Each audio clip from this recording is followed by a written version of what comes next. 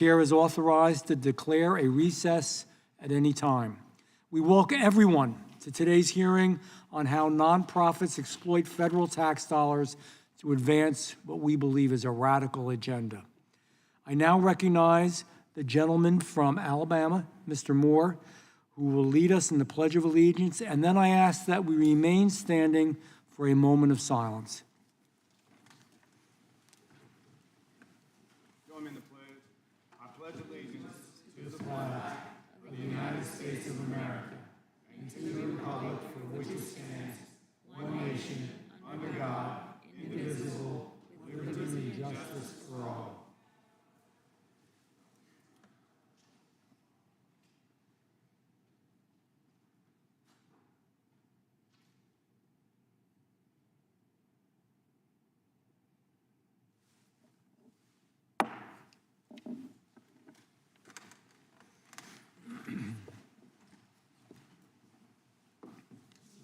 I'm now going to recognize myself for an opening statement. Welcome to all of you to today's hearing on the Subcommittee on Oversight. Today's hearing will expose how leftist nonprofit networks hijack and exploit your federal tax dollars to advance a radical agenda. And it will hopefully answer the most important question of the day, and I'm having a little bit of fun here. Who the hell is George Soros? We're going to find out. Your tax dollars, your money, money that you earned and you worked hard for, have been funneling into left-wing nonprofits pushing extremist causes. It's not speculation. It's not just an idea. It's a pattern, and it's the truth. Under Democratic leadership, federal agencies awarded hundreds of millions of dollars in grants to supposedly neutral nonprofit organizations. But those nonprofits just so happen to be run by their political allies. And they used your money to fund policies you never voted for, and probably, in most cases, the majority of Americans strongly oppose. Is this how our democracy is supposed to work? I think we know the answer. And I think we know it's not supposed to work that way. Is this how your tax dollars should be spent? That I do know, regardless of what your opinion is, absolutely not. It is an abuse of power, one that is quietly restructuring American society in ways no one asked for, and they certainly never voted for. We've seen it again and again, over and over. The last administration dispersed $3 billion to a migrant housing group whose employees were accused of sexually abusing children. Nearly $1 million went to a group linked to riots in Los Angeles. Over $1.8 million meant for women's safety overseas was instead it was used to promote gender ideology through LGBTQ+ grants. And even if here's the point, even if you agree with the ideology, we should all agree our tax dollars shouldn't be paying for this. And then there's the biggest culprit of them all, the mastermind, the guy behind the curtain, the guy in the dark, George Soros. Who is he? What's he about? He's not just another billionaire with strong opinions. We got plenty of them. He's the architect of an international left-wing influence machine. His Open Society Foundation sits at the center of a global web of nonprofits, grant recipients, political operatives, and shadow partners. And yes, despite his vast wealth, he also takes your tax dollars and uses them as well. Let's look at the facts. The Vera Institute of Justice, Soros Connected, received over $60 million in federal contracts from Democrats. Impact Justice, also Soros Connected, took in over $30 million to push weak on-crime agendas instead of prosecuting criminals. These are the same groups driving the movement to decriminalize crime, to fund the police, and destabilize our cities. But George Soros does not stop there. He doesn't stop at nonprofits. He's poured tens of millions into buying political influence and quietly bankrolling soft-on-crime prosecutors and attorneys general in cities like San Francisco, Philadelphia, Chicago, and others. And that's why some of them have become havens for lawlessness. He's buying up radio stations, thousands of them, and media outlets across the country to control the political message and drown out any conservative voice in red states or wherever. That's not philanthropy. That's propaganda. And it's funded with your tax dollars. Beyond the efforts of George Soros, Democrats also funneled over $1 billion in DEI-related grants through the Department of Education. They sent taxpayer funds to anti-Israel groups and climate radicals determined to dismantle American energy independence. USAID used your money to fund, I love this one, I really don't, I'm being sarcastic. Everybody's ready, right? Because I really want to know what the deal is with this. A transgender comic book in Peru. Because we don't have needs in our country, right? We've got money to fund a transgender comic book in Peru. And $13 million for Sesame Street in Iraq. Come on, is that American policy? Is that what your paycheck should fund? I don't think so. Regardless of your ideology, I don't think so. Why do we need a government that, this is why, no, I won't even ask the question. I'll say we need a government that is transparent, accountable, and focused on American interests, America first. We've already saved, this administration's already saved $190 billion in taxpayer money by rooting out this waste. That's what accountability looks like. That's what real leadership delivers. Today's hearing isn't just about spreadsheets, and it's not just about budget line items. It's about who controls the country, unelected billionaires or the people who live, vote, and work here. It's about restoring accountability and ending ideological freeloading on the taxpayer's dime. It's about drawing a line in the sand and saying no more. It's about the American people are tired of being lied to. It is about the American people being tired of their money funding somebody else's political agenda. It's about the American people being tired of being ignored. Today, we're going to follow the money. We'll name the names, we lay bare how the system was rigged, and we'll make it clear your tax dollars should serve only one purpose, the interests of the American people, not the Soros agenda, not the nonprofit cartel. You know, it's a neat gig if you can get it.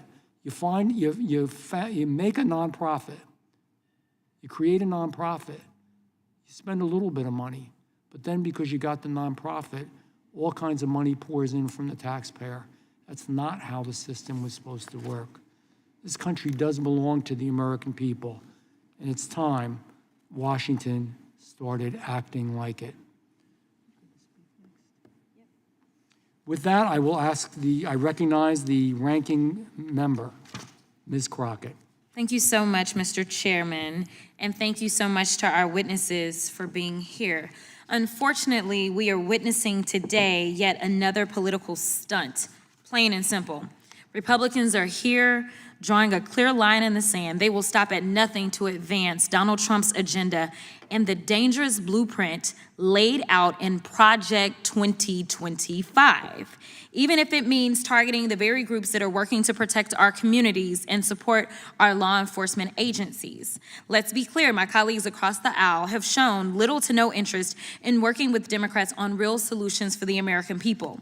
Instead of addressing pressing civil rights issues constituents actually care about, like wrongful deportations of U.S. citizens, ongoing efforts to undermine voting rights, or the serious flaws in our criminal justice system, this committee is spending its time holding a hearing with a title that sounds like it was ripped from a conspiracy blog.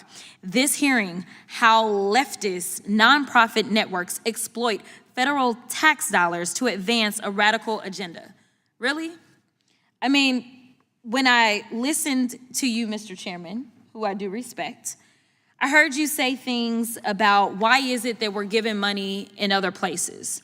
And I want to make sure that I answer that question, because to put America first looks like we are going to keep American citizens safe. There is a such thing as soft power, and that is exactly what we were trying to do when we engaged in things such as USAID. When you start to talk about whether or not Sesame Street or anything else that's on NPR or PBS ends up in other places, this is so that there is not this warped thought process about the Western world or about the United States. We're talking about making sure that we don't end up allowing people to be radicalized against us because they have a terrible vision of us, because they may be in a government that actually puts out bad, terrible propaganda about us. So for pennies on the dollar, we are able to educate those around the world on who we really are in America and keep Americans safe.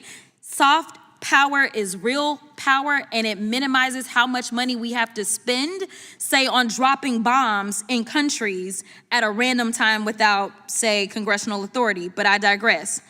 This kind of rhetoric, whether directed at nonprofits, their leaders, or elected officials, is not only reckless, it is beneath the dignity of this institution. And sadly, this isn't the first time this has happened.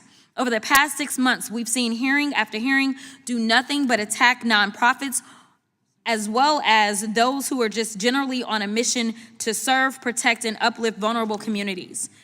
In just my own committees, this has got to be the second or third time I've had to sit through the same tired narrative. If my Republican colleagues are truly concerned about taxpayer dollars being misused for political agendas, I'd encourage them to take a long, hard look in the mirror. But since we're here again, spending more of the American people's money and time on political theater, let's at least stick to the facts. Fact: under the Trump administration, the Department of Justice stripped hundreds of millions of dollars from the Office of Justice programs, money that funded essential community safety initiatives like victim services, gang prevention, and reentry support. Fact: Trump and Republicans slashed grants to organizations like the National Organization for Victim Assistance, which trains advocates who staff domestic violence shelters, hotlines, and rape crisis centers. Fact: they cut over $10 million in funding to the National Policing Institute, a nonprofit helping rural police departments reduce violent crime. Fact: this week, Republicans are trying to gut PEPFAR, a life-saving program that partners with nonprofits around the world and has saved more than 26 million lives. And let's not forget, many of these cuts were laid out in Project 2025, a radical far-right playbook drafted by hyper-conservative nonprofits for the express purpose of dismantling the very government institutions and systems that serve the public good. Ironically, we even have one of the authors of Project 2025 here with us today. So let's not pretend this is about nonprofit accountability, because if it were, this committee would also be investigating the Conservative Partnership Institute, which has pushed anti-immigrant, anti-LGBTQ+, and anti-vaccine propaganda and hosted efforts to challenge the 2020 election. Mind you, as we have these organizations that are pushing anti-vaccine propaganda, we know that measles has reached a 30-year high when measles had actually been over and done with. But now that we don't believe in vaccines, now children are our targets, unfortunately, and yes, they are dying. The New Century Foundation, a white nationalist organization that somehow maintains its 501c3 status to launder hate speech through the language of intellectual inquiry. Or they would investigate Turning Point USA, which has been linked to organizers of the January 6th insurrection. But Republicans aren't talking about those groups because this isn't about accountability. It's about silencing organizations that challenge Republican power. It's about targeting nonprofits that protect the very people this Trump-aligned movement continues to harm. These organizations are defending victims of unlawful actions. They're helping to combat global pandemics. They're supporting police departments when this very committee won't. They're working to build safer, healthier communities while Trump and his allies defund them to hand out tax breaks to billionaires. And maybe that's the real threat here. They're effective. They get people off the streets, out of prison, and into opportunity. They educate people about injustice, and that apparently scares some folks more than any so-called radical agenda. Because the only thing truly radical about these nonprofits is their belief that human beings deserve dignity, opportunity, and equal protection under the law. Values my Republican colleagues seem to have forgotten, along with love thy neighbor. So instead of demonizing the groups trying to do right by our communities, maybe we should be asking how to support them, how to ensure taxpayer dollars reach the people who need them most, because this hearing should be about public safety, not political vendettas. Until that happens, these hearings are doing more harm than good. Thank you, Mr. Chairman, and I yield back. Thank you, Ranking Member. I now recognize the Chairman of the full committee, Chairman Jordan. Thank you, Mr. Chairman. In simple terms, they used your money against you. Took your tax money, spent it on stupid things you don't approve of. This is what the Biden-Harris administration did. Millions of taxpayer dollars on their progressive pet projects. As the chairman highlighted, $1 billion in DEI grants from the Education Department, $2 million in grants for gender ideology from the Justice Department, millions of dollars for progressive criminal justice reforms, radical open border activities, billions and billions of dollars for that. And I think as the chairman mentioned, our favorite, of course, is Sesame Street in Iraq. Bert and Ernie, Big Bird in Baghdad. Wow, what a great use of taxpayer dollars. That's what this hearing's about, talking about all the stupid things they spent your money on. Now, the good news is American people said we're going to put President Trump in the White House, and he put this group together called DOGE, and they've identified all kinds of crazy things. And later this week, hopefully, maybe even today, the Senate's going to vote on the first package to rescind some of the stupid things they took your money and spent it on. So I want to thank the chairman for his hard work on this subcommittee, all the good hearings he's had, and for this hearing, and thank our witnesses for being here. And with that, I yield back. Thank you, Chairman. I now recognize the ranking member of the ranking member of the committee, Mr. Raskin. Thank you very much, Chairman Van Drew. Pointing fingers is for losers. I'm quoting our colleague, Representative Chip Roy, from last week. And this has become a mantra for our colleagues in the wake of the devastating flooding in Texas, which cost already 132 lives with still 160 people missing.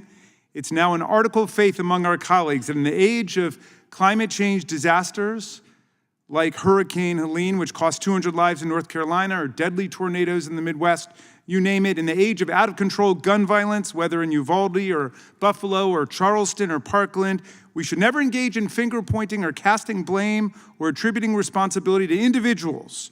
Although, of course, Donald Trump finger points and casts blame at Democratic leaders, as he did recently with Governor Newsom with the wildfires in California. But in any event, the point is, we don't really want to know which individuals are responsible. We should be addressing the underlying systemic problems like climate change, effective emergency response and planning, or mass gun violence and reducing access to military-style assault weapons, rather than vilifying people and casting blame on a partisan basis. Fine, let's adopt that rule. Finger pointing is for losers. For this committee, no to finger pointing, yes to problem solving. But this entire hearing is nothing but absurd political finger-pointing. And it's not even finger-pointing at people who actually run our government or occupy public office. It's finger-pointing at not-for-profit groups like Church World Service or HIAS, Lutheran Community Services, and the reviled philanthropist George Soros, who has given away hundreds of millions of dollars to make the world a better place. I don't like everything that every right-wing, not-for-profit group does in America or around the world, but I don't think it merits a full-blown congressional hearing. We didn't even have a hearing on the richest billionaire in the world, Elon Musk, who actually had a government job running DOGE, destroying large parts of our government, firing tens of thousands of our federal workers. The Republicans didn't even call in Elon Musk for a hearing or have a hearing about what he was doing, but they want to have a hearing in 2025 about George Soros, all of the old, tired, exhausted, absurd conspiracy theories again. And I don't see any, and these witnesses can correct me if I'm wrong, I perused all their statements. I didn't see a single one of them allege a single crime, anything illegal going on. They just don't like the things that he invests in. They don't like what certain not-for-profit groups do. Well, I don't love everything that the right-wing not-for-profits do. Why are we having a hearing about this? What an absurd waste of time. This hearing If our motto is going to be finger pointings for losers, this hearing is for losers. Because all it is finger pointing at somebody who doesn't even have political power. This is an oversight hearing before the Oversight Subcommittee that's not doing any oversight on the government. Indeed, the Judiciary Committee has not yet conducted a single oversight meeting this Congress with a single government witness. Not one. They've not called Attorney General Bondi. They've not called FBI Director Patel. They haven't even called anybody to talk about George Soros from the government. They won't subject any of their government officials to any cross-examination by this panel. Now, I think this is an absurd waste of our time. Why are we not addressing urgent policy problems like the pervasive nationwide violation of due process and First Amendment rights by ICE and other federal agents who arrive now in unmarked cars, in plain clothes, without badges or arrest warrants, and then snatch people off the streets and send them to a torturer's prison in El Salvador? Do you think the United States House of Representatives Judiciary Committee should have an interest in defending due process? So my colleagues say, you're not for due process for guilty people, are you? Well, yeah, because we don't know if they're guilty until they've gotten due process. That's why due process are the two most beautiful words in the English language. So it separates our rights and our freedoms from arbitrary state power. Why are we not addressing the threats to the security and safety of judges who are working to uphold the rule of law and now are subject not just to slander and defamation and signs all over Congress saying impeach this judge or that judge for standing up for the Constitution? Now, violent threats, not just to them, but to their family members. Why are we not addressing the mass firing of dozens of experienced crime-fighting federal prosecutors at the Department of Justice who've been fired en masse for the sole reason that they did their job and prosecuted police beaters, violent insurrectionists, and other rioters who attacked the Capitol on January 6, 2021 in order to overthrow a presidential election in the United States of America and attack our Constitution? Why are we not having a hearing about that? We could actually have a hearing. Here's something we could agree on, Mr. Chairman, on a bipartisan basis. Why don't we have a hearing on what the whole country's talking about right now? If you turn on TV and go on the internet, why don't we have a hearing about the continuing suppression and cover-up of the information in the Epstein files, about a child sex ring run by powerful people? The whole country, not just Republicans and MAGA, but liberal Democrats are in an uproar because President Trump, Attorney General Bondi, and their allies in the DOJ and FBI repeatedly claimed in public that the Epstein files have the names of power elite actors involved in human trafficking and sexual abuse of minors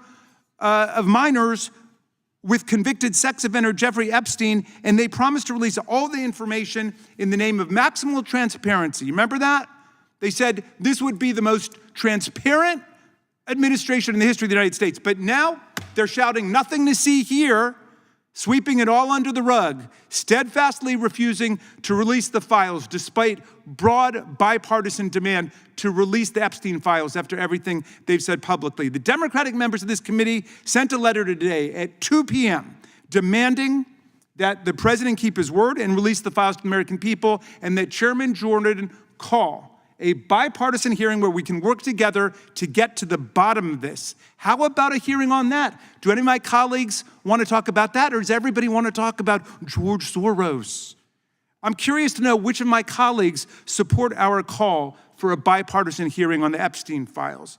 So here we are at this utterly pointless hearing, spinning absurd, discredited conspiracy theories, again about George Soros. And again, I don't see a single claim of any criminality or illegality taking place. They don't like the guy's politics. I can find you 50 right-wing billionaires whose politics I don't like. So what? What an utter absurd waste of time this is. And it's an attempt to change the subject, obviously, from what America wants to talk about now, which is why, after promising for all of these years to release the Epstein files, will President Trump not release them? And we know they were friends, and we know they hung out, and we know there are all these pictures together. We know that Michael Wolff, Trump's biographer, said he saw photographs of Donald Trump and Epstein with minor age girls. Well, Where does that leave us? That doesn't look good if they then cover up all the information. Come clean and release the information, as the Republicans have repeatedly promised to do. So I look forward to hearing if there's any allegations of criminality or illegality. They should be turned over immediately to the Department of Justice today. Otherwise, this hearing, I'm afraid, Mr. Chairman, is for losers. It's about finger pointing at people who don't have any governmental power at all. It's old recycled allegations, and we're not advancing the ball on anything. At the very least, the Judiciary Committee should be demanding that the Epstein files be made public. That is a bipartisan agenda. At least I thought it was. And if something has changed, please let me know. But I thought that we were all for that together, and we should move on that today. Thank you, and I yield back. Mr. Ranking Member, I thank you for your testimony and fundamentally disagree with you on everything. Without objection, all other opening statements will be included in the record. And we're now going to introduce today's... And please elaborate if you would, Mr. Chairman. I'm happy to hear it. I don't want to hold up the whole hearing, so it would take a considerable amount of time. It really would. And I want to give these fine gentlemen a chance from both sides of the aisle to place their testimony into the record. But we certainly could do that, and we may as we move along. Now, today's witnesses. Thank you for being here, all of you. Mr. Tyler O'Neill. Mr. O'Neill is a senior editor at the Daily Signal, a news and commentary outlet. He previously served as managing editor of the Daily Signal from 2022 to 2025 before transitioning to his current role in order to spend more time writing. Mr. O'Neill's articles focus on nonprofits, among other topics. Mr. Scott Walker. Excuse me. Mr. Walker is the president of Capital Research Center, a nonprofit watchdog organization. He previously served as special assistant to President George W. Bush and as vice president of the Philanthropy Roundtable. Mr. Gonzalez, Mr. Mike Gonzalez. Mr. Gonzalez is the, I want to say this the right, Angelis T. Arendo. Say it for me. You said it so much better. Thank you. E pluribus unum, that I can say. Senior fellow at the Heritage Foundation, where his research focuses on identity politics, multiculturalism, and foreign policy. He previously worked as a journalist and served in the Securities and Exchange Commission and the State Department. And finally, Ambassador Luis C. DeBaca. Mr. DeBaca is a professor from practice at the University of Michigan Law School. He previously served as an ambassador at large to monitor and combat trafficking in persons during the Obama administration, where he worked to advance efforts to combat contemporary forms of slavery. We will begin by swearing you all in. Would you please rise and raise your right hand? Do you swear or affirm that under penalty of perjury that the testimony you are about to give is true and correct to the best of your knowledge, information, and belief, so help you God? Thank you. Please be seated. Let the record reflect that the witnesses have answered in the affirmative. Please know that your written testimony will be entered into the record in its entirety. Accordingly, we ask you summarize your testimony in 5 minutes. Mr. O'Neill, you may begin. Mr. Chairman, Ranking Member, thank you for the opportunity to testify before you today. Did you know that millions of your tax dollars go to fund leftist activist groups who then lobby the government for policies you may disagree with? The funding comes in at least 3 ways: directly through contracts and grants, indirectly through unions taking federal employees' dues and sending a portion of it to activist groups, and then obliquely through taxpayer-funded union time. Examples of direct funding are Legion. USAID awarded more than $800,000 to New Venture Fund, a dark money pass-through nonprofit that cloaks which donors give to which nonprofits, and $27 million to the Tide Center, another dark money nonprofit that supports anti-Israel rioters, among other issues. an arm of the Open Society Foundations, the funding organ set up by Hungarian-American billionaire George Soros and now run by his son Alex, received so much money from USAID that it found it worthwhile to sue the agency to bypass guardrails on funding. The resulting legal battle reached the Supreme Court not once, but twice.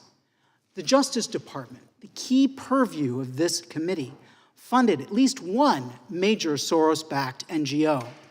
George Soros supports rogue prosecutors who lower the penalties for crime. Not surprisingly, many of the cities with the highest murder rates have prosecutors backed by Soros. The Vera Institute of Justice, which says the criminal justice system is rooted in a history of white supremacy, received more than $11 million from the Foundation to Promote Open Society. The Biden DOJ also paid Vera $73 million in contracts, mostly for providing legal services to immigrant children. In just over 1 year, HHS paid Vera nearly $200 million for refugee assistance. Vera says it aims to establish a right to representation for all immigrants facing deportation. That's a rather curious stance to take under Biden, when at least 9 million illegals entered the country. Meanwhile, NGOs received hefty government funding to house and transport immigrants across the country. The U.S. Committee for Refugees and Immigrants, one of many such groups, received 98% of its revenue, a whopping $284 million from government grants in the 2023 fiscal year. The Foundation to Promote Open Society gave the group $75 grand. The government also supports the left's dark money network indirectly. Federal employees in a union give part of their taxpayer-funded paychecks to the union, ostensibly for representation in bargaining, for perks like working from home. Yet, instead of using all the money to help employees, unions take a portion of those dues and send it to activist NGOs. The SEIU, for example, gave $1.6 million to New Venture Fund and $1.8 million to the Tides Foundation. The AFL-CIO gave $250 grand to New Venture Fund and $100 grand to the Tides Foundation, among other left-wing groups. Both the SEIU and the AFL-CIO bankrolled the Center for American Progress, which sent at least 60 staff into the Biden administration, and Demos, which helped write and helped implement a policy turning government offices into voter registration machines likely to help Democrats. Many of these unions have sued to block the Trump administration's reforms to the administrative state. Not only did the SEIU and AFL-CIO send part of members' dues to leftist causes, but they also benefit from a process known as official time. Federal employees can bill the taxpayer for time they spend not doing their jobs, but doing work for the union. This creates another stream of taxpayer funds supporting unions that then back leftist causes. As we've seen, your tax dollars fund the left's dark money network through grants, indirectly through union dues, and obliquely through taxpayer-funded union time. In this and other ways, Americans are forced to foot the bill for activist causes they may disagree with, like climate alarmism, gender ideology, open borders, and the left's racial rhetoric. Congress should seek to prevent this perverse state of affairs. Thank you, Mr. O'Neill. Mr. Walter, you may begin. Thank you. Chairman Van Drew, Ranking Member Crockett, distinguished members of the subcommittee, thank you for the honor of testifying. I'm president of the Capital Research Center, where we study money flows to nonprofits and other special interests. America's nonprofit sector is one of her glories, the envy of the world. But though I admire many American nonprofits, including, for instance, the Heritage Foundation, I don't want tax dollars going to Heritage or to my own nonprofit. And neither they nor we ever have or will accept a penny of government money. If tax dollars ever go to a nonprofit, it should probably be performing biblical good works, healing the sick, feeding the hungry, clothing the naked, and the like. Tax dollars should never go to nonprofits best known for pushing controversial social issues or meddling in politics here and abroad. Yet that is what so many federally funded nonprofits, especially those receiving USAID funding, have done. This improper funding harms both the charitable sector and our politics. It harms innocent American nonprofits abroad by stigmatizing all American nonprofits. I've heard from leaders of those nonprofits who resent their genuine good works being ignored as they become, in local eyes, just one more American NGO fighting for Soros's hard left agenda. Imagine you're a nonprofit leader who struggles to raise private funding as she desperately fights human trafficking in a poor country. Meanwhile, a wealthy Soros-funded network of NGOs in the same country, receiving the American government's imprimatur through USAID funds, is loudly trying to decriminalize the very prostitution that's the engine driving the human trafficking you're trying to stop. This left-wing collusion of government and NGOs not only hurts your noble charitable work directly, it also makes local citizens and government view you as the enemy. The same improper funding hurts our politics as well. We hear a lot about so-called dark money in politics. But what is darker than the funding of alleged charities that work in foreign countries to elect politicians they like to, say, the European Parliament, or to enact government policies involving controversial issues like prostitution and abortion, or even to change entire regimes? Much evidence has been published on the Soros' network trying to do these things, as well as on the NGO networks of other American billionaires, including those with the same last name, Foundation. My written testimony documents massive amounts of tax dollars going to numerous improper grantees. Examples include the 15 groups receiving federal funds who sued the current administration in just its first month. 4 were Justice Department grantees, 3 USAID grantees. Then there's Trans-Latina Coalition, a radical group that advocates for, among other things, expanding abortion, abolishing ICE, and one day abolishing the police. It received funding from Justice as well as Labor and HHS. Fully half its 2023 revenues came from government, proving that so many NGOs, non-governmental organizations, are really BGOs, basically government organizations.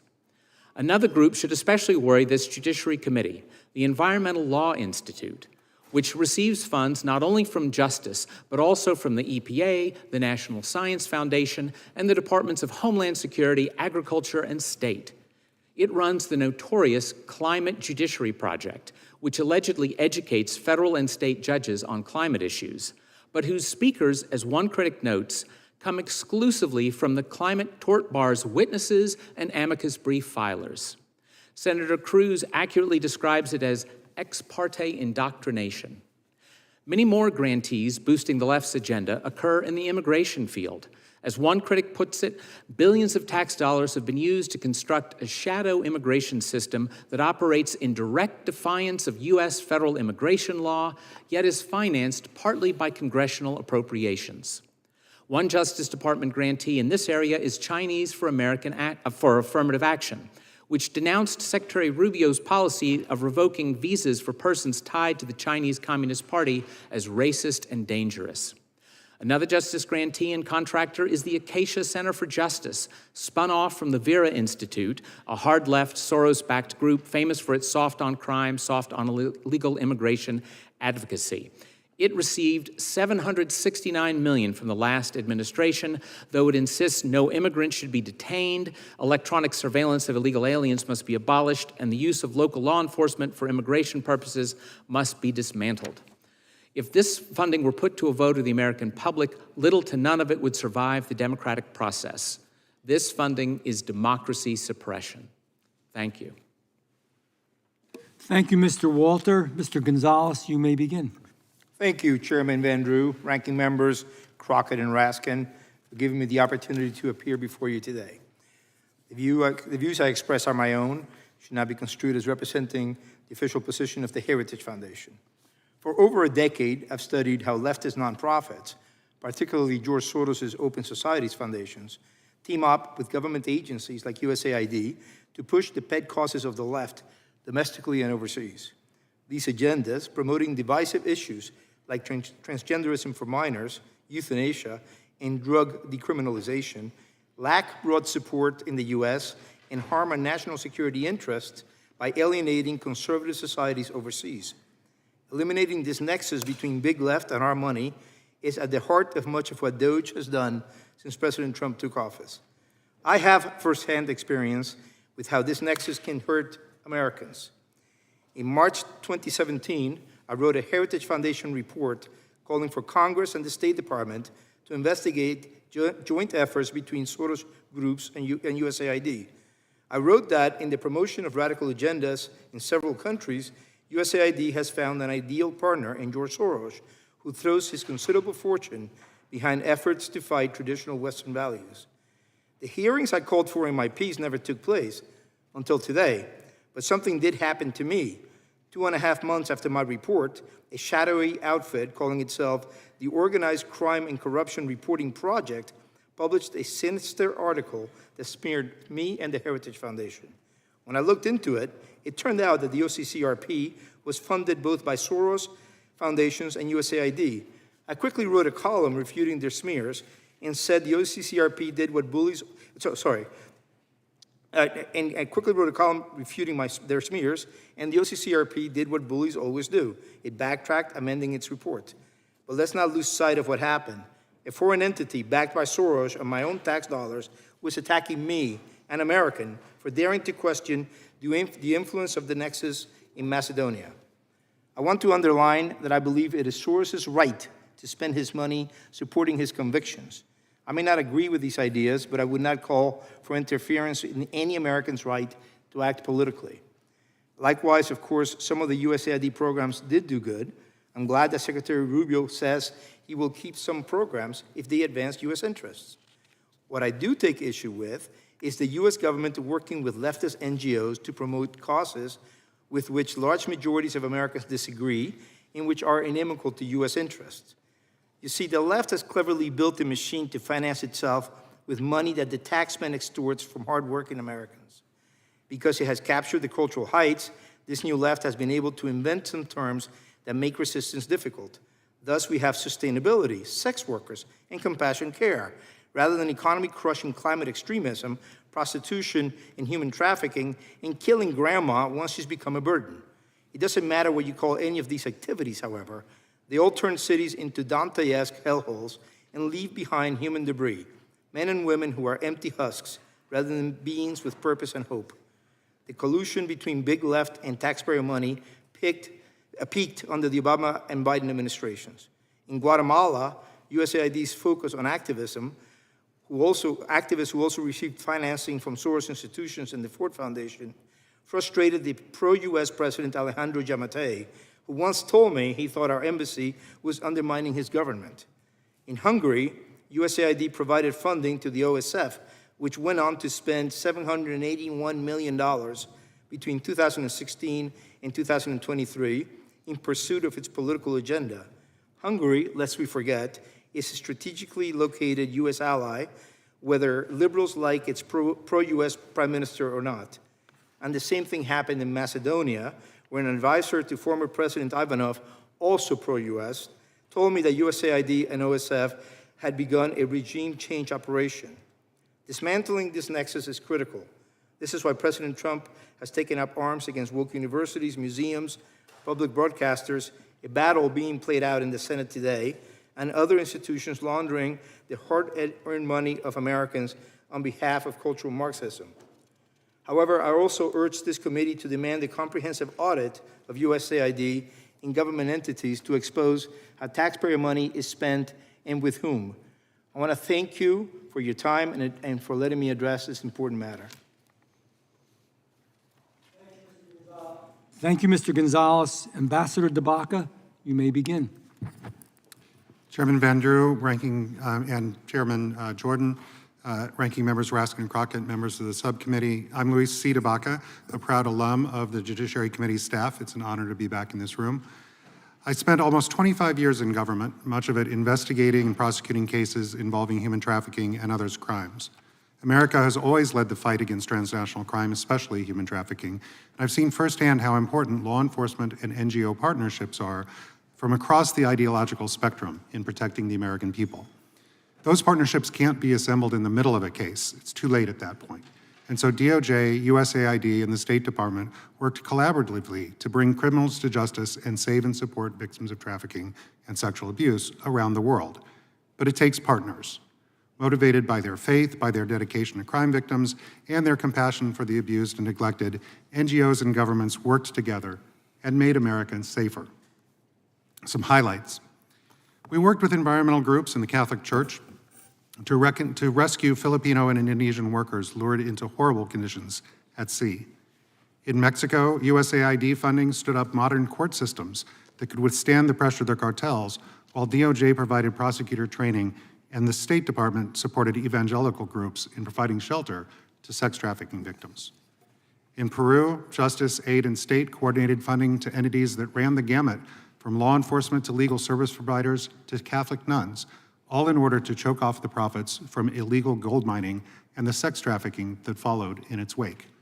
And today, DHS seizures of slave-made goods continue and hopefully intensifies because of partnerships with NGOs who bring credible referrals about Uyghur and other forced labor in the supply chain. These efforts worked thanks to the support of Congress, interagency coordination, and vital collaboration with NGOs. It's a fight that's always been proudly bipartisan and powered by right-left coalitions because it embodies American values. I'm proud to have worked with a diverse range of NGOs on these issues, from International Justice Mission and the Heritage Foundation to Human Rights Watch and Rabbis for Human Rights. Not all of the NGOs apply for government funding, but when they do, they receive support that comes with the highest standards. They're subjected to thorough reviews, including vetting to prevent trafficking, terrorism, human rights violations, or other criminal activity. Congress provided the rules guiding these reviews, and when I was in government, we worked closely with our committees of oversight every step of the way. Additionally, to maximize effect and to prevent redundancy, anti-trafficking funding is coordinated across the agencies. Safeguards don't stop just at issuance. The work is tested through ongoing grants monitoring and monitoring and evaluation efforts. The results are not just protection and restoration of victims, but prosecution and convictions. But in recent weeks, innovative offices have been defunded and shut down or moved about on agency org charts in service of an imaginary set of efficiencies.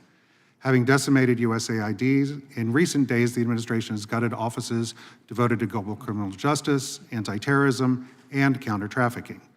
When experts are forced out, reassigned, or riffed, America is less safe.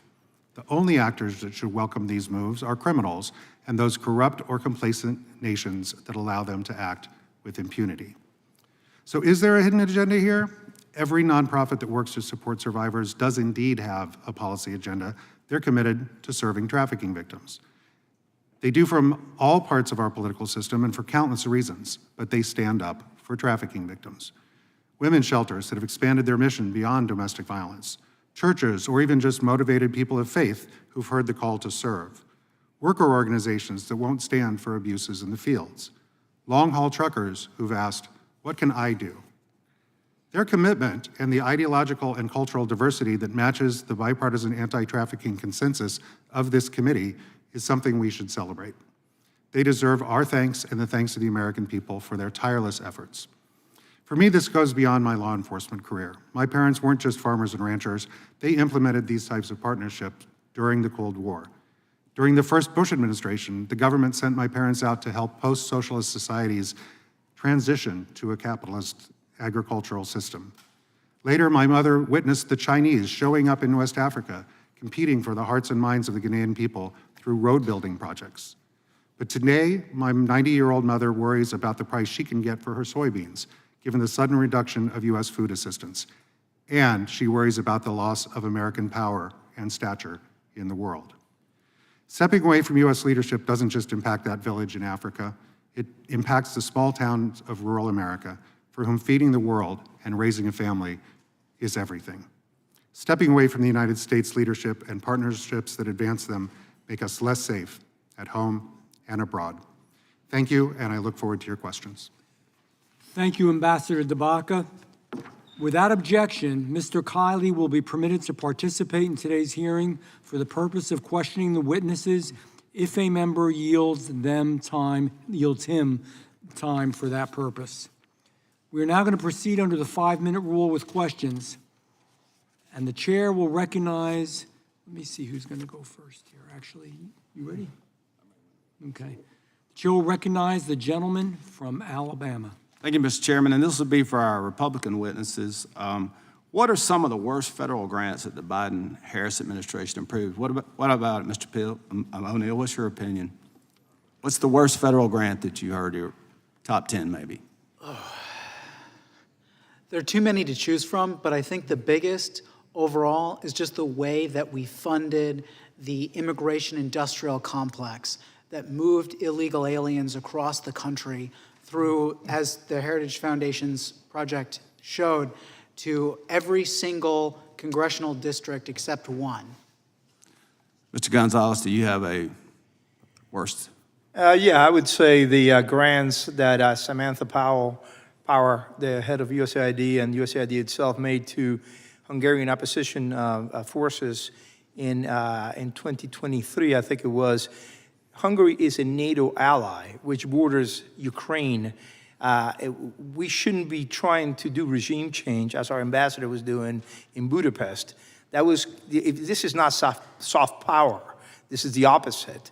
So that was really, I don't know, very counterproductive, I think, to the kind of policy we should have with an ally. With an ally, and Viktor Orban is a Yes. fine president and ally of the country. So he's the prime minister, yes. The left doesn't like him. He's very pro-U.S. Yes. I don't, whatever. Either way, we shouldn't be doing this in an allied country. And securing their borders, he was pretty Right. prone on that, too. Mr. Walter, what about it? What's your? I too am overwhelmed a little by the question, and I default to a website actually that we have called the dogefiles.org, which lists what we believe to be the worst grants from most of the main departments of the federal government. So, Mr. O'Neill, how many individuals involved in these leftist dark money groups worked within the Biden-Harris administration? Any idea? I mean, a specific number I don't have. I mean, I do know that 60 officials went from the Center for American Progress to the Biden administration, but overall what I'll say is there are some that really stand out. I think of Tracy Stone Manning, who was actually at the National Wildlife Federation, who is notorious because she wrote a letter on behalf of tree-spiking eco-terrorists, and then she led up a department, the Bureau of Land Management, that oversees about half of the federal lands in the United States. Mr. Walter, how much federal funding has Arabella Advisors Network received? Surprisingly, there's not a large quantity of that, although Mr. O'Neill's written testimony documents some of the examples to the New Venture Fund and elsewhere.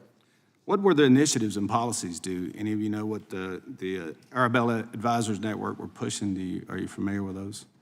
Oh, I mean, they run the gamut on the left. They fund, so I focused on the New Venture Fund for the research for this, but they funded the Center for American Progress, which pushes climate alarmism, critical race theory, focus on gender ideology. They fund the Natural Resources Defense Council, the National Wildlife Federation, as I mentioned, the Sierra Club, the Human Rights Campaign, and one of the biggest ones for me, the Southern Poverty Law Center, which In Alabama, I'm very familiar with it. Yes. Yeah. So, Mr. Gonzalez, how did the Biden-Harris administration cut a deal with the far-left organizations to swiftly obtain and hold radio stations in the U.S.? You're talking about the radio stations that were bought with money that George Soros facilitated, the Spanish language radio stations in 2023, I believe. Are you talking about those? Yes, sir. Are you talking about the ones last year? Because he also made a purchase. I wasn't aware. I just, in general, buying up the radio stations for me is a concern, and how do we go through that process, and how did they fund it, number one, and what was the purpose behind it? Do we know? Well, the FCC, Brandon Carr, which is now the chairman of the FCC, said that that approval of that purchase was fast-tracked, and it shouldn't have been, because a big component of the funds came from overseas, and that requires more time to look into them. I believe that now that he's the chairman, I believe he's going back and looking into this. I forget the name of the radio station consortium, but it's going to come to me in a minute. So what process you think should have been followed? What process? Well, the Just take process. more time? Yeah, take more time. I think that's what Brendan Carr complained about. That the time that it's supposed to take in looking into who these not donors, but who these funds are. Especially with foreign money being Yeah, because it involved, I was think foreign that money. That's the thing. Sure. What is the effect of the radio acquisition? What do you think the end game is from the left? Well, I think it's become very clear over the years that they're very bad at talk radio, and the left wants to control the narrative. Just like they have been able to control a lot of the media, just not talk radio because it's just not entertaining. So they've been trying to catch up to that for a very long time. Thank you, Mr. Chairman. I'm out of time. I'll yield back. Thank you. I thank the gentleman. I will recognize Mr. Johnson from Georgia. Thank you, Mr. Chairman. The majority's witnesses have repeatedly condemned the revolving door between what they call leftist nonprofits and the federal government, but they need to take a long, hard look in the mirror and talk about what's happening with MAGA billionaire corrupt corporate conservative front groups, such as the Heritage Foundation, a giant recipient of dark money, and that happens to be your employer, Mr. Gonzalez, correct? I'd certainly take You work for a issue Heritage Foundation, with the premise correct? that you Yes or receive no? dark money. Yes, I'm very And proud. And you've gotten a lot of dark money from Charles Koch, right? No, actually, no, we don't. Well, let me ask you this. very Let me little. ask you this. Let me ask you this. Who's the biggest dark money guy out there between Charles Koch, who's worth $71.4 billion, and George Soros, who's only worth a measly $7.2 billion? Who's the biggest dark money guy out there between those two? I don't know. Actually, I want to thank you for letting us sit can't- down You at the can't say beginning. that it's Charles Koch. Wait, no. First of all, you are aware that Charles Koch is a Okay, well, libertarian, let me and just we're not move- libertarian, let right? me just move on, sir.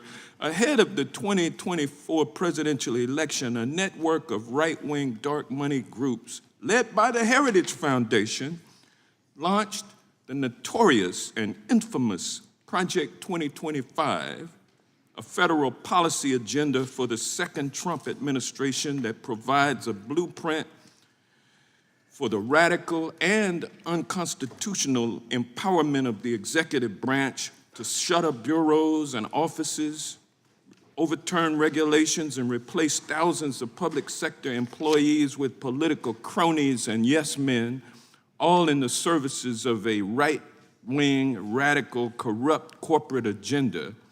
As of March of 2024, Project 2025 advisory groups have received more than $55 million from donor networks led by Leonard Leo and Charles Koch. Now, during the campaign, which billionaire Elon Musk, by the way, purchased with about $275 million in dark money, Donald Trump swore he had nothing to do with Project 2025. But just like he lied about releasing the Epstein files, he also lied about his plan to implement Project 2025. Isn't that right, Mr. Walter? Didn't he lie? You don't know? I You don't. won't say? Are you afraid? I'm quite awake. I don't have any. What about you, Mr. O'Neill? Did he lie? No, he said he Trump- didn't read it. Trump He didn't told the lie truth. when he said he told was the going to truth. He release said he the didn't read Epstein it. files? He said he didn't read Project 2025. Didn't he say he was going to release the Epstein files? I mean, Well, let me move on. Since the will allow inauguration, Trump administration officials have worked tirelessly to implement Project 2025, and even has the author of Project 2025 as the Office of Management and Budget Director, Russell Voigt. Used to be the Vice President of Heritage Action, right, Mr. Gonzalez? I believe he had a position Big at dark Heritage money Action. guy. Yeah. Used to be head of your operation, and now he is in the revolving door with the second Trump administration.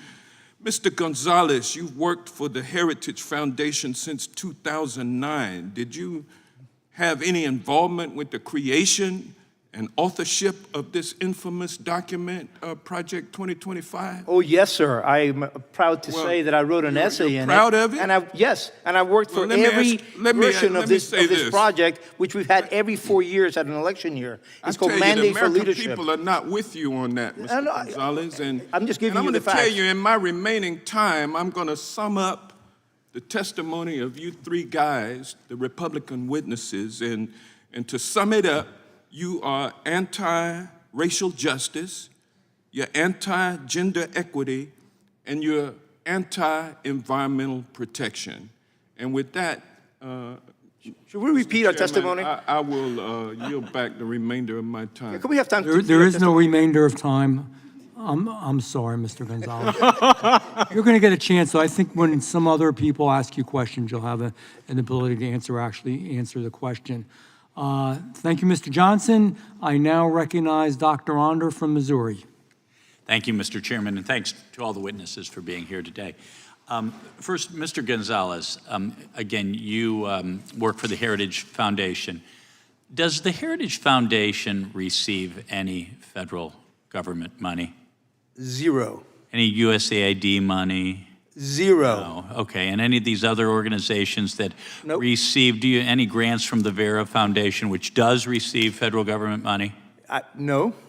I think my Democrat colleagues missed the point of today's hearing. Yeah. George Soros has every business to spend his own money however he sees fit, as does Charles Koch, as does Elon Musk. The point is, we are talking about taxpayers' money here today.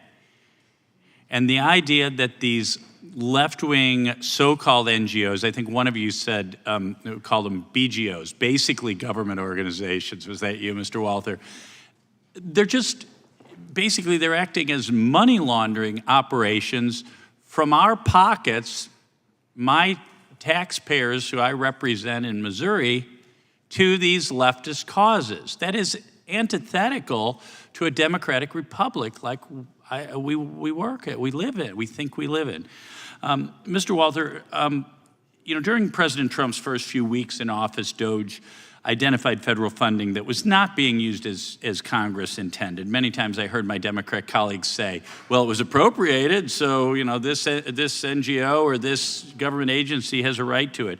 One egregious example was federal funding of $1.3 million to the NIH's Institute of Nursing Research, which was awarded to a nonprofit to partner with Girl to Girl to text minors sex education content, including how to have sex with other minor girls.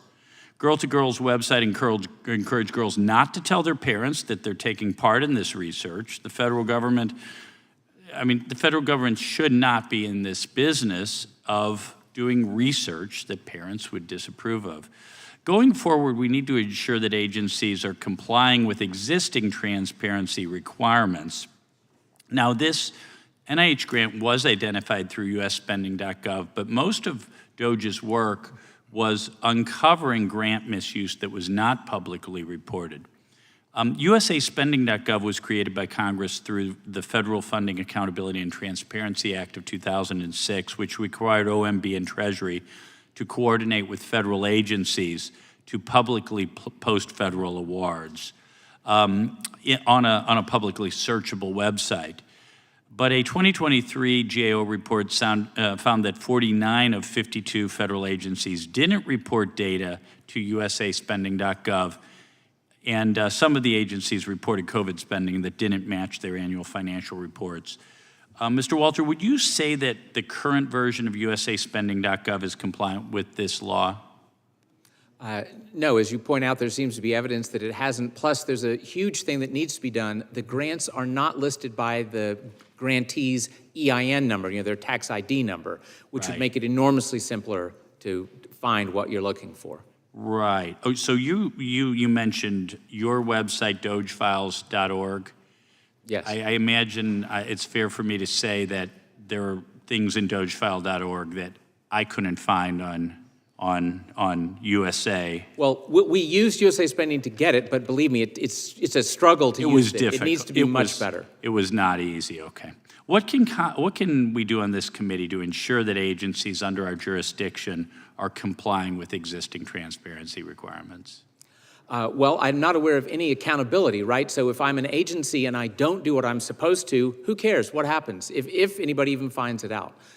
Okay. How can we increase transparency in accounts for subawards and subcontracts? Is that part of the problem that it goes to, there's a contract, but then I think Mr. O'Neill maybe alluded to some of this, and then it goes to a contractor who then awards it to another subcontractor, and the money cannot be followed. Yeah, there's a little bit of that sort of information on USA Spending, but absolutely not all of it. And some of the most notorious things in the last administration were, some of the green slush funds that got created in the billions. Very good.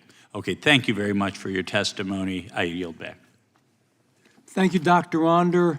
I now recognize the ranking member of the whole committee, Mr. Raskin. Thank you, Mr. Chairman. Ambassador DeBaca, is there anything illegal about not-for-profit spending money on a priority that a government agency or department also has? And I'll give you an example. The Gates Foundation has spent $30 billion to advance vaccines, both research and spreading vaccines around the world. USAID spent $3 billion over the last decade on that. Is that either illegal or unusual that you would have a convergence of the not-for-profit philanthropic sector with a governmental priority? It's not illegal, and in fact, it is a best practice so that you can extend both the governmental and the philanthropic spending. And presumably we could expect the same thing under R.F. Kennedy Jr., who opposes vaccines, he opposes vaccine research, he wants to stop vaccine programs, and presumably he's gonna, all of the same people that he just packed the advisory committee with will be getting grants to go and try to stop vaccine research. And as our colleagues constantly say, that's elections count. Elections matter, and RFK Jr. is in there. So there's not much that can be do about it. We can have a hearing lamenting it and bewailing it. I'd much rather have money going into promoting vaccine research and distribution than opposing it, but that's the difference between our two parties. Is there anything illegal about people in not-for-profits going to work in the federal government in a new administration? No, sir. In fact, a great example of that is this guy, Ed Martin, who was for a while the acting U.S. attorney in the District of Columbia. They were forced to withdraw his nomination when it turned out that his close friend is a neo-Nazi who dresses up like Adolf Hitler, and they just switched over to appointing him to a non-confirmable position in the Department of Justice, believe it or not, running the task force on weaponization. But in any event, he ran something called the Patriot Freedom Project, which is a 501c3 not-for-profit organization that supported January 6 defendants and their families, more than 100 criminal defendants, including people who violently assaulted our police officers, wounding them, injuring them, disfiguring them, permanently disabling them. And then he went into the government, and he's got close ties. In fact, he dismissed some of the prosecutions against these people, and they have fired lots of January 6 prosecutors. That looks like a really tight little revolving door channel, and it's not just him. In fact, they hired an actual January 6th insurrectionist who was convicted of crimes to go work for him at that same entity in the Department of Justice. As much as we might hate it, as much as we might think the American people should know about it, that the criminals in this soft-on-crime administration are taking over at the Department of Justice, it's hard to say that there's anything illegal about it, right? So if somebody goes from working at the Gates Foundation or the Open Society Institute at the State Department, is there anything illegal or criminal about that? Is there anything that should cause public alarm in the way these gentlemen are trying to stimulate it? No, sir. Well, in fact, is there anything illegal about the government, if it's spending funds appropriately, giving to organizations that other people disagree with? I think some of the witnesses were saying the vast majority of the people disagree with it, which of course our colleagues would answer by saying that's what elections are for. In other words, we've elected a particular government. Now I'll give you an example of that. I just looked it up. $434 million has gone in the first Trump administration, and I'm sure more will flow now, to crisis pregnancy centers, okay? Who, from our perspective, lure young people in and give them distorted or tilted information about abortion. And I'm sure that's what they say about Planned Parenthood. Okay, that's politics. People have different perspectives on things. But hundreds of millions, presumably billions of dollars, are going to go to the crisis pregnancy centers, which a lot of people think are completely objectionable. Is that illegal because some other people disagree with it? It is not. It's not illegal. It's not criminal. This hearing is just weird.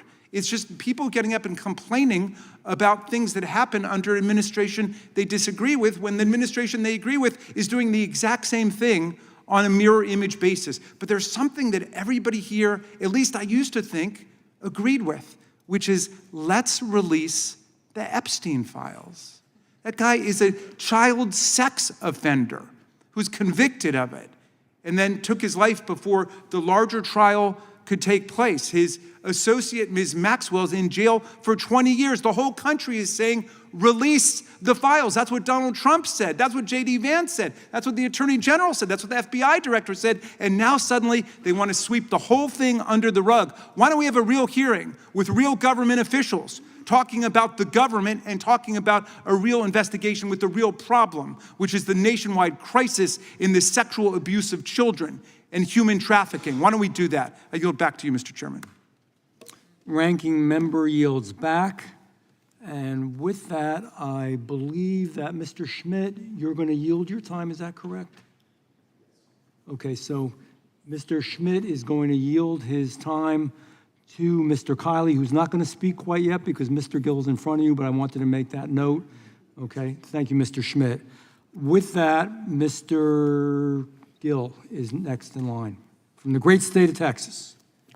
Thank you, Mr. Chairman, and thank you for putting this hearing together here and helping us continue to identify waste, fraud, and abuse that we can cut out of our federal budget, particularly abuse that is pushing left-wing pet projects. But before I jump into that, I'd like to address something that one of my colleagues on the other side of the aisle mentioned earlier about gender equity. I find it particularly amusing that the party who doesn't know how many genders there are to begin with has the gall to lecture us about gender equity. But if we want to talk about gender equity, let's talk about it. Which party believes that men should be using women's bathrooms? It's not this side of the aisle, it's the Democrat Party. Which party believes that men should be playing in women's sports? It's not this side of the aisle, it's the Democrat Party.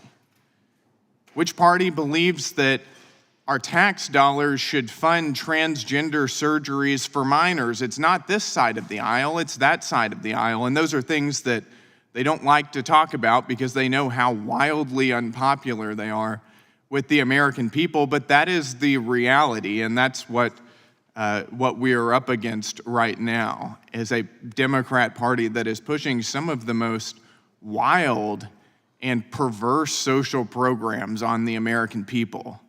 But with that said, I'd like to jump into the point of this hearing, which is not gender equity, it's to talk about other left-wing projects. And Mr. Gonzalez, thank you for being here and thank you for taking the time. During President Biden's tenure, USAID under Samantha Powers took a particular interest in Hungary. Is that right? Yes, that's right, Congressman. Would you say that USAID's involvement in that country, including funding media organizations, was nonpartisan, or do you think that was used to push a particular agenda? Oh, it was meant to do regime change in a NATO ally, and a very key NATO ally. That was unconscionable. Would you say that Hungary is an important NATO ally in Central and Eastern Europe? Yes, it borders Ukraine.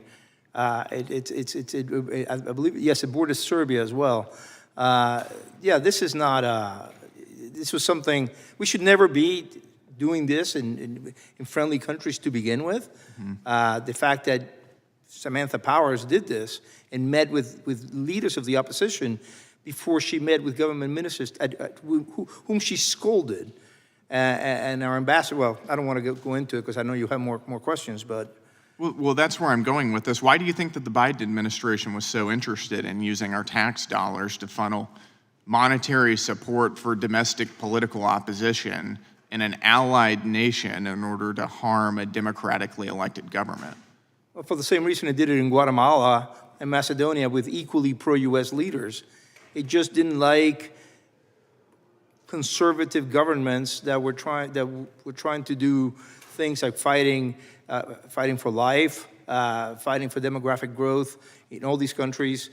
Disagreed with their foreign policy. All these leaders were also very pro-Israel, pro-Taiwan. In the case of Guatemala, so I think that it was just the Biden administration disagreed with the politics of these countries, even though it went against U.S. interests to disagree with these governments. Right, and that's where I was going as well. Do you think that any of Hungary's domestic policies in question here, whether it's related to woke ideology or identity politics or migration, have any bearing on America's national security interests in the region? It was completely the opposite. It played exactly into Vladimir Putin's hands. It made pro-American Hungarians and Guatemalans or Macedonians question the United States and think of alternatives. It was very misguided. And shifting focus to the United States, do you think that there are similar left-wing, virtually money laundering operations here that are aimed at influencing American politics, particularly through the media? Yeah, I mean, Mr. Soros said very early on, I believe in the mid-'90s, that he wanted to turn his attention inward towards the United States. He's an American, he's free to do so. As I said in my testimony, I'm also free to criticize him. I disagree with him on the positions he takes. As I said, he's free to do that with his money. I'm free to criticize. Right, and I think we can also look to taxpayer-funded propaganda outlets like NPR and PBS as well. I believe that's playing out today in the Senate, yes. Thank you for your time. We appreciate it. Thank you. Thank you, Mr. Gill. I now recognize Ms. Crockett, the ranking member. Thank you so much. Listen, I have heard some interesting things. I heard about fighting for life, and so, Mr. Tabaka, or Ambassador Tabaka, I am curious, does it look like you're fighting for life when you cut 17 million people off of their health care? It does not. Does it look like you're fighting for life when you're kicking people in this country? I want to be clear, we're talking about the United States, in this country, off of food assistance? No, ma'am. Okay, all right, well, this hearing supposedly is being about radical leftists and whatnot. So I do have some questions about that, but before I get there, I am tripping about how much we are loving on Viktor Orban here in the United States. Well, and I shouldn't say we, them, how much they are loving on Viktor Orban. I have an interesting article that I would like to enter into the record as a UC. Without objection. Okay, thank you. Hungary's Orban demonstrates Thanks for the tap. how to dismantle democracy. Some of the interesting things that are said in here. Number one, Trump went further in 2 months than Orban could in 15 years. This year, faced with an increasingly unified opposition in parliament that is rallied behind a charismatic lawyer and politician, Orban's attacks on media, civil society, and freedom Without of assembly objection. have gained momentum. This is part of my words. Okay. Yeah, my time was still going. In addition to that, there is mention that Orban focused on ridding Hungary of any institution capable of checking his power. Sounds something like Donald Trump, does it not? I wouldn't necessarily speculate on what the two presidents are doing. Don't speculate. I'm gonna tell you, it sounds like Donald Trump. Now, while we are talking about taxpayer dollars, let me tell you, And, you know, Donald Trump agreed with me at some point in time about this particular one. I have another UC. Elon Musk gets $8 million a day from taxpayers. Without objection. Thank you so much. Listen, if we want to start talking about who's donating to who and who's getting money, last time I checked, Elon Musk did close to $300 million to get him into office, and it seems like there was a direct payment right back to him. I get that it's not a not-for-profit, but at the same time, it is federal dollars. And you know what? Earlier, someone mentioned these hellholes, talking about the cities, right? Talking about cities being hellholes. I just want to point to Los Angeles. I'm sure that's one of the cities they were referring to when they said that. Los Angeles contributes almost $20 billion in taxes. You know what? That's more than all states in this country except for 4. So guess what? If we are going to push any ideologies, it seems like LA should have an outsized interest in the ideology, because it seems like they actually contribute more money than all these other states, especially these red states, to be clear. In fact, I have another UC. Without objection. All right, blue states are bailing out red states. I have another UC. Without objection. Massachusetts sends more funding to the feds than any other state. It seems like blue states are constantly putting red states on life support, yet we got these little red states that ain't contributing nothing, but they are definitely taking up a lot of money. You know, it is interesting because the governor in California, I don't know if you caught this, but Governor Newsom was talking about just holding on to his dollars, because California is what they call a donor state, meaning that they actually contribute more than they take from the federal government. And then you can go down south to states like Louisiana, who are broke, and so they need California to pay in. So it is so interesting that we are so concerned about whether or not we are pushing certain ideologies. But let me talk about some of these. I've got a few questions. We're gonna play a game called Radical or Restorative. Radical or Restorative, a nonprofit that provides shelter and legal aid to human trafficking survivors. Restorative. A DOJ-funded program that mentors at-risk youth to prevent gang violence. Restorative. A grant-funded organization that helps women fleeing domestic abuse with housing and trauma support. Restorative. A USAID program that works to shut down scam compounds trafficking people in Southeast Asia. Restorative. A faith-based nonprofit helping migrant children reunite safely with family. Restorative. A community group receiving DOJ funds to reduce gun violence in cities. Restorative. And the final one is a global initiative that prevents trafficking and keeps people from being forced into labor or sold into exploitation. Restorative. Thank you so much, Mr. Ambassador. What's shocking is some of these programs are the very ones that Trump and my Republican colleagues are working to shut down if we really want to look at who is doing the work to help us. And as we have just talked about some sex trafficking, I'm still trying to understand if you have anything that you would like to contribute about the Epstein files that they absolutely refuse to release. Ma'am, I think it would be very helpful for the American public to be able to see the results that have evidently been kept in whatever that file is. There's been many years in which folks have investigated Mr. Epstein and those around him. He went to jail once. He was about to go to jail again before he died. And his compatriot is currently in prison. Those facts need to be known. Thank you so much. I will yield. Ranking member yields back. Thank you. And I now recognize the chairman of the Committee of the Whole, Mr. Jordan. Thank you, Mr. Chairman. Mr. O'Neill, who is the Southern Poverty Law Center? Southern Poverty Law Center is a far-left radical activist group that routinely smears conservative and Christian organizations, putting them on a map with the Ku Klux Klan. Well, first of all, does the Southern Poverty Law Center partner with the Open Society Foundation? Yes, the Southern Poverty Law Center received $75,000 from foundation to promote Open Society. And the Open Society Foundation gets money from the American taxpayer, is that right? No, the Open Society Foundation does not. There was an arm of the Open Society Foundation that is now closed that received a large number. Yes. It did get. Okay. And as you pointed out, the Southern Poverty Law Center labels a lot of conservative groups as hate groups. Yes, right? Including Focus on the Family this year. Focus on the Family, Alliance Defending Freedom, Family Research Council, Center for Immigration Studies, Moms for Liberty. Mm-hmm. Moms are now a hate group? Yes, they put Moms for Liberty on there. They actually said that they compared them to the Uptown Klan of the 1950s. And you know what's interesting? I found this. We made an issue of this, and thank goodness it stopped with our new Justice Department. But in the old Justice Department under Mr. Biden, there was this. You may remember this memorandum put out by the Richmond FBI field office. You remember yes. this, Mr. O'Neill?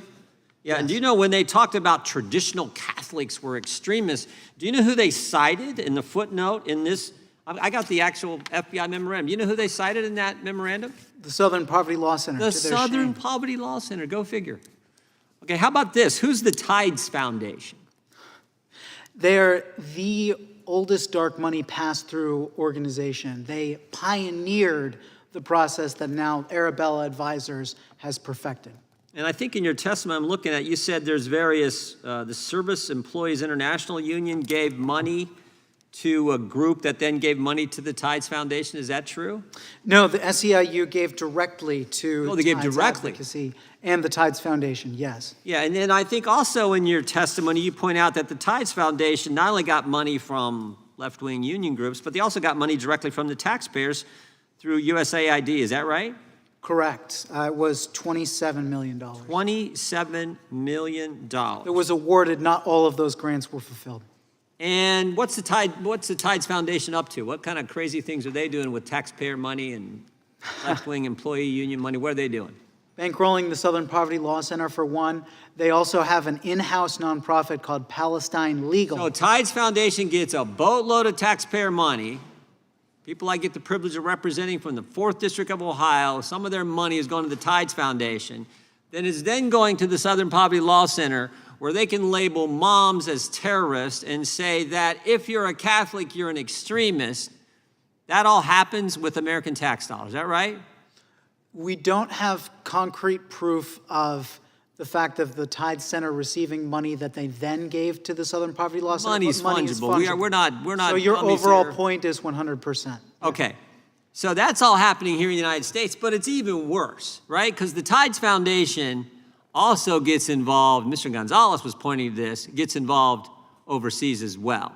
And one of the things we know they're doing, correct me if I'm wrong, Mr. O'Neill, that we know they're doing is they're taking some of that money to undermine our allies and friends like Prime Minister Netanyahu in the state of Israel. Is that right? Well, one of the big things they have is an in-house nonprofit representing anti-Israel rioters on college campuses called Palestine Legal. Yeah. So yes. So they're doing it here and there, undermining Israel here and there, anti-Semitic activity here on our campuses, all with American tax money.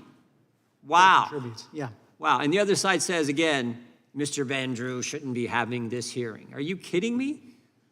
American tax dollars used to say, moms are terrorists, we're going to go after pro-life Catholics, and our best friend internationally, our best ally, the state of Israel, we're going to undermine their government while we're at it. Such a deal for the taxpayers, huh? On the point from Ranking Member Raskin, he noted that George Soros does not have power. Alex Soros was asked if he would run for office, and he said that he would not because he believes that as head of the Open Society Foundations, he has more power than he ever would if he had any office in the land. Well, based on what we just described, it sure looks like they got a lot of influence. And all we're saying is maybe we shouldn't send American tax dollars to these organizations that are undermining American taxpayers. Wow. And somehow we're not supposed to have this hearing. I yield back. Will the gentleman yield just quickly? All I want to say, I didn't say he didn't have power. I said he did not have official governmental power. Thank you. I have a UC. Gentleman yields back without objection. This is from the Pennsylvania Independent. Convicted sex offender serves as faith leader of Philly Moms for Liberty chapter. We'll now recognize Mr. Kiley. Thank you, Mr. Chair. I did want to briefly address a comment that the ranking member, the representative from Texas, made about my state, California, claiming that our state gives disproportionately to the federal government and is some sort of donor state. Actually, the state of California gives nothing to the federal government. Individuals and businesses do pay taxes, and Governor Newsom's suggestion that we should withhold those taxes, as our Treasury Secretary has pointed out, is threatening to commit the felony of criminal tax evasion. administration. As to this notion that Los Angeles is somehow a model of good governance, just today, Los Angeles came out with its new homelessness numbers. The current count is 72,308. The police chief in LA has formally advised people not to wear jewelry when they go outside because they will get mugged.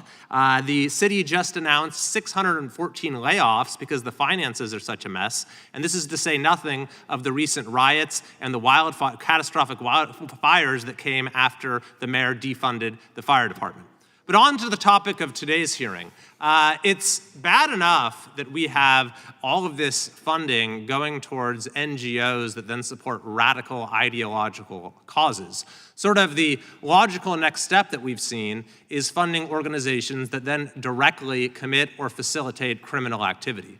And this is exactly what we saw with respect to the recent riots in Los Angeles, where you had a group known as CHRLA, the Center for Humane Immigration Rights Los Angeles, that played a central role in organizing the riots. They made use of a hotline through Signal where they would inform rioters at any given moment where ICE personnel could be found, so those individuals could then converge, they could disrupt their operations, they could use commercial dumpsters as battering rams, they could assault officers, and so forth. CHRLA, by the way, has been implicated in other ways in all of the recent chaos that we've seen. For example, the incident where tire spikes were used to disable the vehicles of Border Patrol. The individuals engaging in these crimes were carrying the tire spikes in bags with CHRLA's name on them. And to top it all off, Karen Bass's recent proposal to give cash cards to illegal immigrants supposedly affected by ICE operations are being distributed to them by, you guessed it, CHRLA. So I've introduced a bill, the No Tax Dollars for Riots Act, which will make sure that organizations like this do not continue to get funding, and indeed that they cannot claim tax-exempt status. President Trump has enthusiastically endorsed that bill and said it should be passed immediately. On top of that, this committee, the House Judiciary Committee, has opened an investigation into CHRLA's use of the federal funding that it received during the Biden administration. It also received $34 million from California, accounting for the vast majority of its revenue. It's effectively a subsidiary of the state, or a subsidiary of the sanctuary state, if you will. So, with all that being said, Mr. O'Neill, or if Mr. Gonzalez or our other witnesses would like to chime in on this, how problematic is this that we now have these public taxpayer funds being used to directly facilitate criminal activity? Extremely.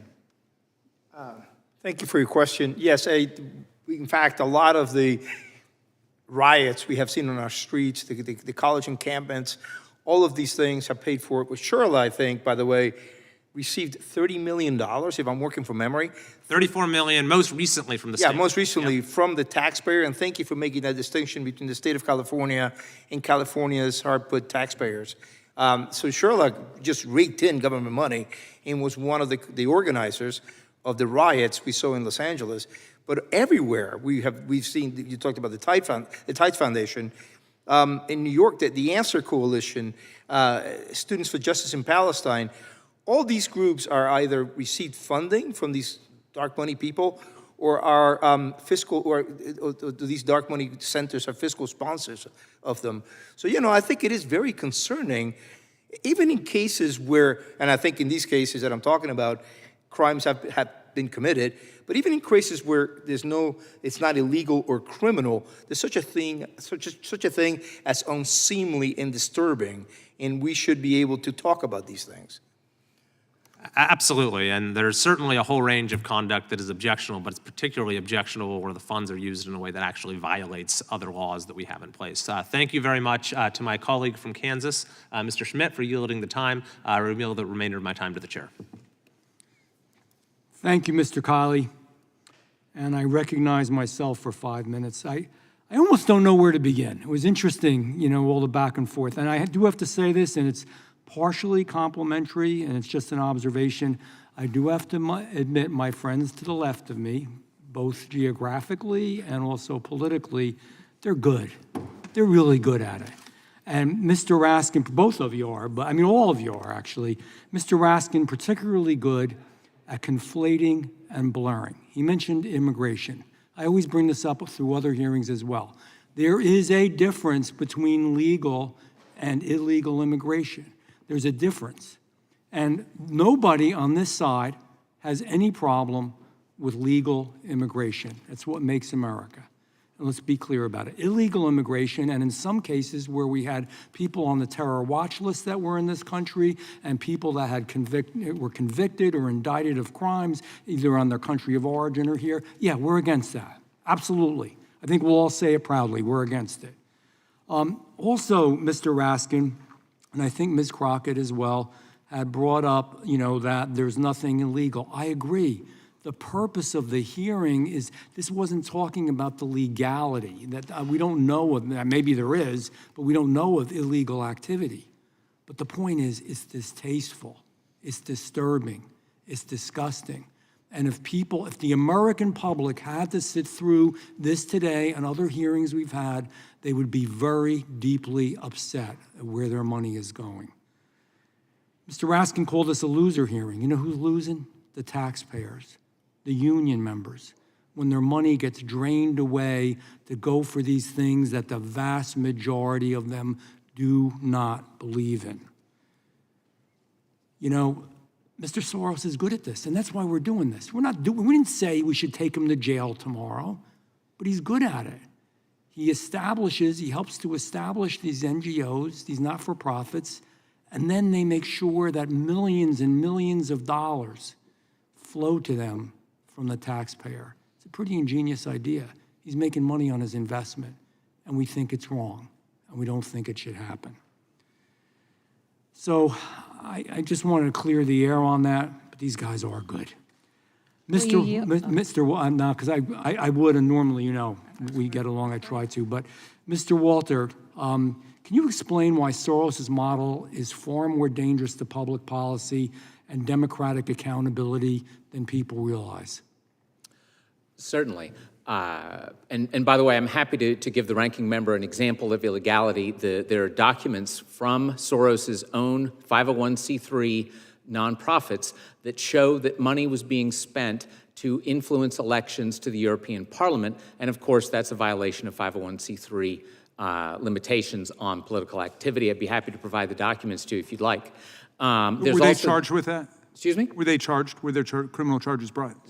Sadly, no, nor was there ever a hearing in Congress about it. But there's also the question of our next report on Ms. Soros is going to show over $80 million going to nonprofits that support terrorism. And again, that is debatably not kosher under 501c3 laws. But the way the network operates is you have, in the case of Soros, dozens, even hundreds of things. There's an Open Society Macedonia. There's an Open Society Prague, on and on. Many of these entities getting federal tax dollars as well as Mr. Soros's private monies.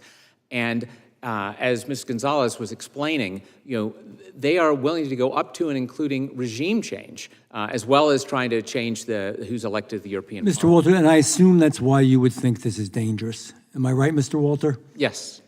I mean, this is a dangerous situation, and you even bring a good point. Some of it very well may be illegal, but at the very, very least, it's disturbing, distasteful, of concern, and that's why we're having the hearing. The American people, I know, and I wish millions are watching this, quite frankly, they're not, deserve to know about this disturbing information. That's the point of this. One other quick thing, too, by the way, Please quickly, because I have other questions. Ambassador DeBacca has been a hero in fighting human trafficking. Soros, on the other hand, is one of the greatest pushers of decriminalizing prostitution throughout the entire world, which is one of the engines of human trafficking. There's a journal article on precisely that. Thank you, Mr. Walter. To all of you, for each of you, very briefly, is there one reform Congress should pursue to stop the hijacking of federal dollars for activism that is this extreme? Like in 10 seconds each. We'll start with you, Mr. Walter. One reform, what is it? Forcing greater transparency on where the federal tax dollars go, including the grantees of the grantees. I agree. That's right. Do a Gonzalez. thorough audit of what these programs are, who the main implementer is in each country. This is really necessary. Thank you. Mr. O'Neill. Stop funding groups that also lobby the federal government. Thank you. And Ambassador DeBaca. Restore USAID so that it can actually do these grants and protect the integrity of these grants and release the files about Jeffrey Epstein. I don't have time, my time is up, but I would debate that with you for a long period of time, sir. With that, that concludes today's hearing. I've got a UC. Without objection. Okay, IRS says churches can now endorse political candidates, and for the record, churches are 501s most of the time. I'm not going to comment. I have feelings on that, too. Mr. Chairman, I've got one too, if that's all right. Yes, Ranking Member? This is Publix Heiress-backed January 6th group spent $180,000 on the rally. Without objection. That concludes today's hearing. We thank our witnesses for appearing before this subcommittee today. We really do mean it. Time is treasure. We appreciate it. Without objection, all members will have 5 legislative days to submit additional written questions for the witnesses or additional materials for the record. Without objection, this hearing is adjourned.